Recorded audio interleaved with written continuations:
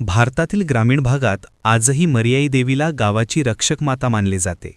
पूर्वी औषधोपचाराची सोय कमी असताना पावसाळ्यात पसरत असलेल्या रोगराईपासून संरक्षणासाठी लोक मर्याईच्या चरणी प्रार्थना करत. मरी म्हणजे रोग आणि आई म्हणजे जनमाता. त्यामुळे रोगराई दूर करणारी माता अशी तिची श्रद्धा निर्माण झाली. शेती, पिके, जनावरं आणि मुलांचा जीव या सगळ्यांचं रक्षण करण्याची शक्ती मर्याईकडे आहे असे गावकरी मानतात. गावाच्या सीमेवर असलेलं तिचं देवस्थान म्हणजे जणू गावाची प्रहरीणच. जत्रा, ओटी भरणे, जोगवा मागणे या सगळ्या लोकपरंपरा लोकांना एकत्र आणतात. आजही पावसाळा सुरू झाला की लोक मनोभावे देवीची पूजा करतात आणि म्हणतात, अम्मा, आमच्या गावाचं आरोग्य राख, पिकांना भरभरून फळं दे आणि सर्व संकटांपासून संरक्षण कर.